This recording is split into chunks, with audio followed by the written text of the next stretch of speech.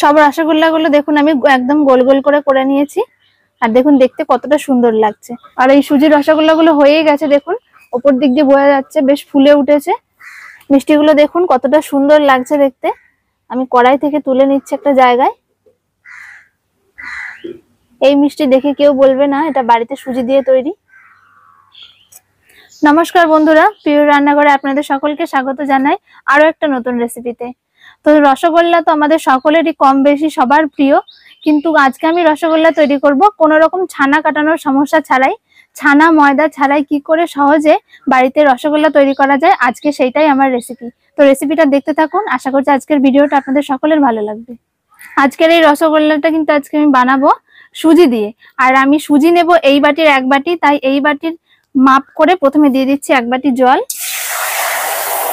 আরো হাফ বাটি দিয়ে দিচ্ছি।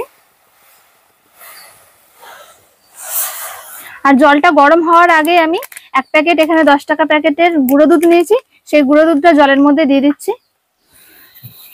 আপনারা চাইলে এটা আগেও করে নিতে পারেন, যে কোনো রকম প্যাকেট দুধ কিংবা গরুর দুধও দেওয়া যেতে পারে, শুধু সুজির মাপ বুঝে এই দুধটা দিতে হবে।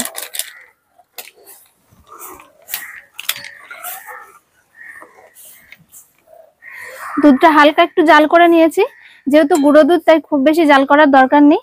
এবারে দেখুন 1 বাটি সুজি আমি দিয়ে দিচ্ছি, অল্প অল্প করে দিয়ে একটু নেড়ে নেব।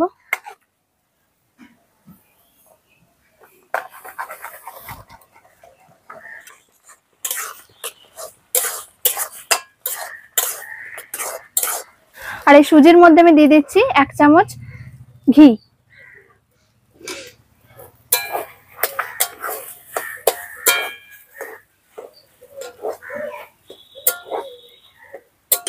একটা ডোয়ের মতন তৈরি করে নেব। দেখুন খুব সুন্দর একটা ডোয়ের মতন তৈরি হয়ে গেছে। খুব বেশি শক্ত করা যাবে না, তাহলে কিন্তু রসগোল্লাটা মোটেও ভালো হবে না। তো নামিয়ে নিচ্ছি আমি কড়াইটা ধরে। একটা থালায় নামিয়ে নিচ্ছি, একটু ঠান্ডা করে নেব।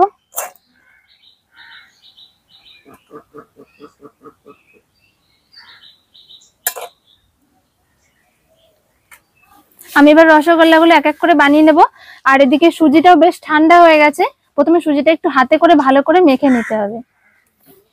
আর মাখার আগে হাতে একটু এভাবে ঘি লাগিয়ে নিতে পারলে ভালো হয়।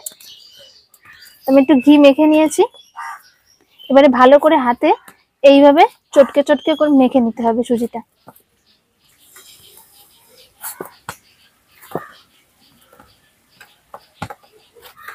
সুজির ডোটাকে দেখুন আমি খুব সুন্দর করে মেখে নিয়েছি।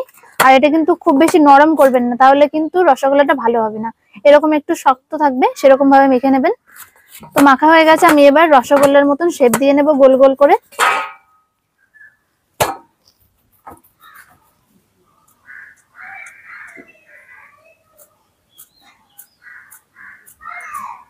হাতে করে ভেবে একটু গোল করে নিয়ে ব্যাস এরকম সমান করে দিলেই হয়ে যাবে, তৈরি হয়ে যাবে রসগোল্লা।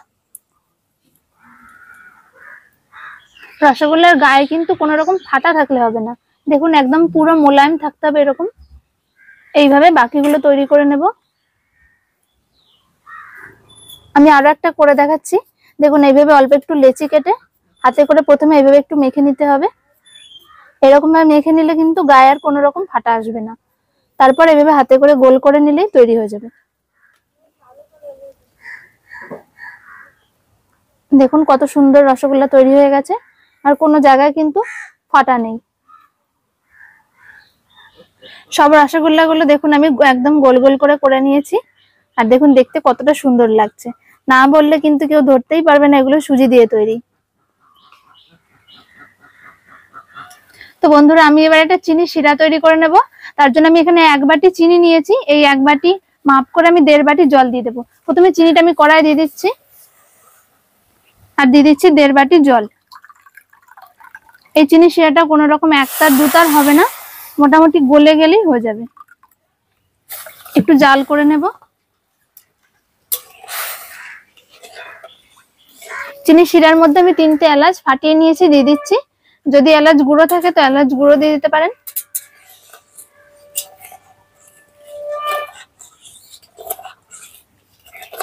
চিনি শিরাটা তৈরি হয়ে গেছে, দেখুন খুব সুন্দর চিনিটা গলে গেছে। তো এর মধ্যে আমি এবার রসগোল্লাগুলো দিয়ে দিচ্ছি। এই সময় কিন্তু খুব বেশি জোরে জাল দেওয়া যাবে না, জালটা একটু কম করে রাখতে হবে। আর এই রসগোল্লা দিয়ে আমি 2 মিনিট মতো ফুটিয়ে নেব।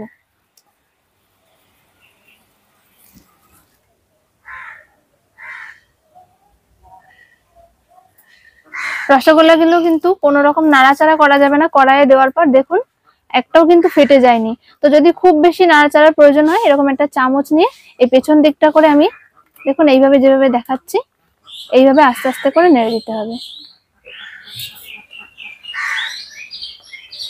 যেহেতু সুজি তাই কিন্তু ভেঙে যেতে পারে, আস্তে আস্তে কাজটা করতে হবে। আর এই সুজির রসগোল্লাগুলো হয়েই গেছে, দেখুন ওপর দিক দিয়ে বোঝা যাচ্ছে বেশ ফুলে উঠেছে। 3-4 মিনিট মতো আমি আস্তে আস্তে জাল দিয়ে রসগোল্লাগুলো ফুটিয়ে নিয়েছি। আমি এবার কড়াইটা নামিয়ে নিচ্ছি।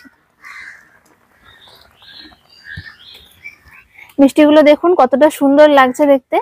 আমি কড়াই থেকে তুলে নিচ্ছি একটা জায়গায়। এই মিষ্টি দেখে কেউ বলবে না এটা বাড়িতে সুজি দিয়ে তৈরি।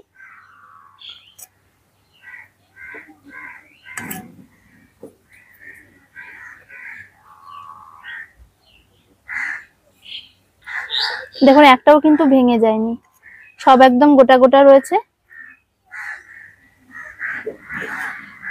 তো বন্ধুরা দেখুন মিষ্টিগুলো কতটা দারুণ লাগছে দেখতে, একদম খুব সুন্দর লাগছে দেখে, মনেই হচ্ছে না এটা সুজি দিয়ে তৈরি।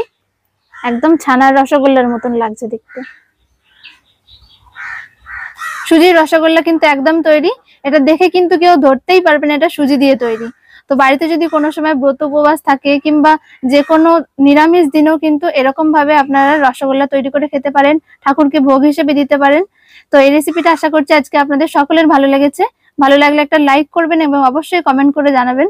দেখা হচ্ছে পরের ভিডিওতে। সকলে ভালো থাকবেন, সুস্থ থাকবেন। নমস্কার।